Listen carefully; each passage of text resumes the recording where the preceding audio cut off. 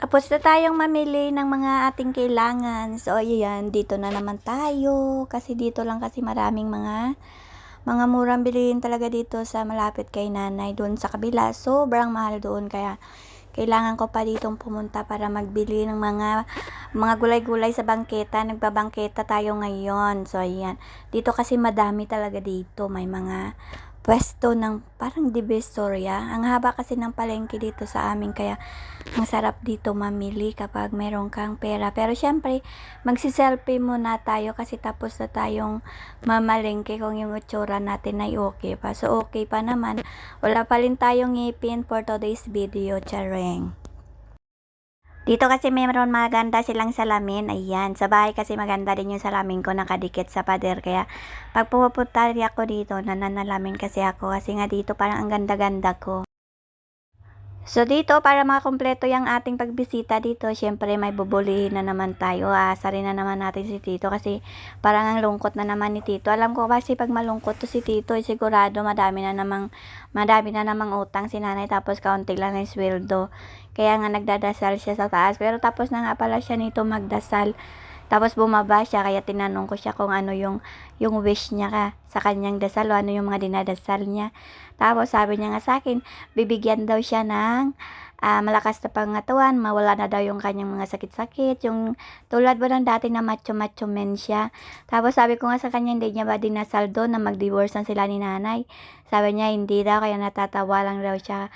Nga dapat daw, hindi na daw magutang, kaso lang, may utang pa rin daw pero tatakutin niya na lang daw yung mga naniningil para hindi na daw bumalik. Kaya nga sabi ko, paano yan hindi babalik to kasi nga may sinisingil sila dito. Tatakutin niya nga daw para hindi na dito magpunta sa bahay kasi nga dahil sa kanila nawawala daw yung mga puhunan, di ba? So ayun nga, nagalit na naman si nanay kasi nga inaasar ko na naman si Tito kung ano-ano naman daw yung sinasabi ko, nag-walk out na naman siya, o di ba? So, nang araw na to pala, walang pasok si kuya kasi nga may sakit sa kanya. Iwan ko kung anong masakit sa kanya dyan. Kaya yun, nagpapakain siya ng mga alaga ng pusa ng isa naming kapatid. So, ayan, mabuti pa sila sako-sako yung pagkain nila. Pero yung tao, walang isang sako, diba? So, kanila punong-puno pa yung isang sako nila. Sana, ayan, o, dahil pa nilang pagkain. Dapat maging pusa na lang talaga tayo, diba? So, ayan, mga alaga nga pala yan ni Pichay. Kaso lang wala pa yan si Pichay. Kaya si kuya mo nang magbubobod sa kanila. O, diba? Mga astig yung mga pusa na yan. Dahil may mga kanya silang mga nameplate. So, yung bahay namin pala, madaming pusa at may aso din kami. Tapos, yung mga tao dito, minsan mukhang pusa, minsan mukhang aso na din. So, ayan, kasi nga nagkalat yung mga pusa dito. Kaya, hindi dito makabisita si Kano dahil na-allergy sa pusa. So, ayan, nagre-ready na kami nito kasi nga medyo gabi na. Bakit kaya ang bilis naman ng gabi ngayon, 'di ba? Para umuwi. So, ayun, uwi na tayo kasi nga aayusin ko ba itong mga pinamili ko dahil syempre pagdating doon sa bahay, lilinisin ko pa, itso-itso, tapos ilalagay sa ref. So, madami pa akong gagawin. Tsaka gabi na, baka mahaba na naman yung liig ni Kano kakaintay sa akin. Sabi niya kasi sabi ko sa kanya mamalengke lang ako. Pero pag natagalan na naman ako dito, okay lang naman sa kanya kahit tumagal ako dito. Kaso lang ako lang din naman yung mapapagod. So, ito nga yung kalye ng mga Marites Sabay. Dito nga pala kami nakatira. So, 23 years na kami dito nakatira. At dati itong kangkungan. Pero, siyempre ngayon iba na simentado na. Malalaki na yung bahay. Madami na yung tricycle. Madami na ding mga mayayaman na tao. So, ayun. Bugla pa nga nang dumaan yung maitim na pusa na yung muntik na namin masagasahan. Iwan ko ba bakit tumawid yun. So, ayan, sabi ko nga sa anak ko kapag magmaneho siya, magdahan-dahan lang siya, lalo na't may mga tumatawid na pusa. Kasabi ko, wag niyang sagasahan kasi pangit yun. So, ayan, papunta na kami nito sa labasan. Dito nga pala dito talaga ayaw ko ditong dumaan paggabi kasi nga, parang kahagnok. Alam mo yung kahagnok? Yung parang madaming nakatingin sa'yo pero wala namang mga tao. Lalo na kapag gabi na tapos nag-iisa ka lang. Kaya minsan, dati nung nagtatrabaho ako kahit na medyo malayo talaga, doon talaga ako dumadaan sa highway. Kasi sa highway, siyempre, di ba, madaming tao dito. Kasi, pag dumaan ka dito, parang natatakot din ako. Kasi, siyempre, madami dito mga lusot-lusutan na mga kalye. So, ayan. Pero ngayon, hindi pa naman to ganun kagabi. Kaya, okay lang dito dumaan. At saka, siyempre, nakamotor ka. Pero, pag naglalakad ka dito, parang, alam mo yun, parang Pakiramdam mo bigla na lang may mag-aagaw ng bag mo, tsaka bawal ka dito kapag naglalakad ka na may cellphone kasi dito medyo ano tawag nun, mainit. Madami kasing mga tambay dito, hindi man sa sinisiraan ko 'tong lugar namin, pero madami na rin kasi ditong case na na-hold up sila tapos naagawan ng cellphone. Na-experience ko 'yan nagtatrabaho pa ako dati tapos nakasakay ako sa tricycle tapos siyempre nagme-message ako dahil siyempre baka i-lock nila yung pinto, wala ako dalang susi. Tapos biglang hinalbot yung aking cellphone, pero siyempre ayaw ko talaga yun ibigay kaya nakipag-agawan ako dun sa nag-aabot, tsaka yakap-yakap ko kasi yung backpack ko nun kaya hindi niya basta-basta nakuha yung cellphone ko kasi nga pag-abot niya nahulog yung cellphone ko sa loob ng bag ko. Akala ko nga nakuha niya, buti na lang nahulog.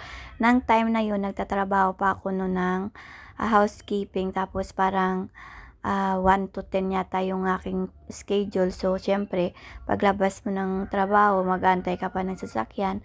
Tapos, pag-uwi mo pa, mag-aantay ka pa ng sasakyan. Minsan, antok-antok ka na. Tapos, minsan, kalimutan mo yung cellphone mo, hawak-hawak mo. Diyan banda sa may nagpayong kung saan yung court, diyan ako nadali. Pero ito naman, ipapunta tong Taytay, papuntang Pasig Market. Kaya, medyo wala pa naman ako ditong na-experience. Kumbaga, pinapakita ko sa inyo yung lugar. Ayan, madami kasi dito mga lusot-lusutan. Kaya nga kami, kahit matagal na kami dito nakatira, hindi namin kabisado to yung mga street dito, kung ano mga pangalan dito. Depende na lang siguro kung dyan ka mismo nakatira sa street na yan. Kasi yung street namin dating Black Purby Garden, ngayon Mapanoo Street na, ano pa ba yun, madaming mga pangalan eh, kaya nga nakakalito minsan, lalo na pag may mga in-order kayo online. Nalilito yung mga rider lalo na kung hindi sila na-assign, doon din nila nakikita.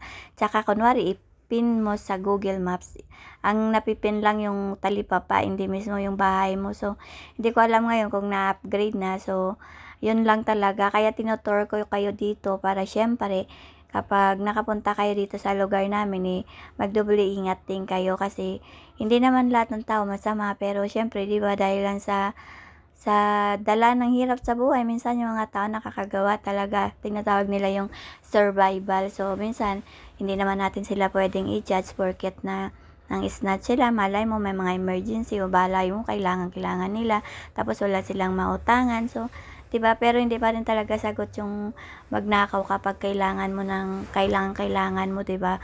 So, baka yung iba wala talagang mapuntahan. Alam mo na, kapag mahirap ka, wala kang kamag-anak talaga, tsaka wala din magpapautang sa'yo kapag hindi nila nakikita na may capacity ka magbayad. So, isa talaga yun sa ah, masakit na katotohanan. Kaya lagi ko talaga sinasabi sa anak ko, lalo na pag kasama ko siyang mamalengke at nagda-drive siya, sinasabi ko talaga na kailangan nyo magtapos, kailangan yung ganito, ganyan, para pagdating ng panahon hindi kayo mahirapan kasi iba na talaga yung takbo ng panahon ngayon. So, ayan, nakauwi na nga ako dito at ang tagal ko na rin pinangarap na makabili ng strainer na to, kaso lang palagi ko siya nakakalimutan. Pero ngayong gabi hindi talaga siya nakaligtas at ayan, nakabili nga ako doon ng strainer malapit sa tindahan doon kanila nanay. Kaya ayan, mayroon na akong lagay ng gulay kapag naghiwa-hiwa ako ng gulay. So, ayan, lagi talaga ako namimili doon kanila nanay dahil nga siyempre doon madami kasi doon pwesto ng mga karne at manok at saka mga hindi ba frozen ba, kasi nga dito sa lugar namin mayroon din naman mga paninda pero parang limited lang. Kung baga doon mas marami ka pang mapipilian, kung wala sa isang pwesto pwede kang makapunta pa sa ibang pwesto. So, ayan, naayusin ko lang to, lilinisin, tapos ilalagay ko na sa mga lagayan. Ito ilalagay ko na sa ref para sa susunod na araw ay magluluto tayo malinis na. Bumili nga din pala ako ng scotch tape at notebook dahil nga syempre kailangan ko to kapag naglilista ako ng mga kailangan namin. Tapos yung scotch tape din, may mga pinagagamitan din ako. Tapos bumili na din ako ng trash bag dahil syempre palagi kami naubusan ng trash bag. At ngayon na lang ako nito bibili dahil may nakita din naman akong pwede kong makuhaan nito na mas mura lang. Kaya sa susunod doon na rin ako bibili. So, bumili ako ng pakbet para bukas pagising namin ay magluluto ako ng ginataan siguro dahil mayroon akong ginataang sachet dito, matagal na 'to pero hindi ko pa nagamit kaya naisip ko na bibili ako ng pakbit at gagataan ko. Tapos ayan, nakabili din ako ng malaking repolyo, mura na lang repolyo ngayon kasi nga tapos na yung mga okasyon, yung mga Pasko at mga New Year. So medyo bumaba na yung gulay kaya ayan. So binili ko nga rin si Kano ng pipino dahil gusto niya rin yan ipa-partner niya sa mga prutas niya. Tsaka bumili ako ng mga bawang at sibuyas na mga tama lang yung laki para hindi na ako maghiwa-hiwa ng pagluluto. So ayun lang, bye-bye.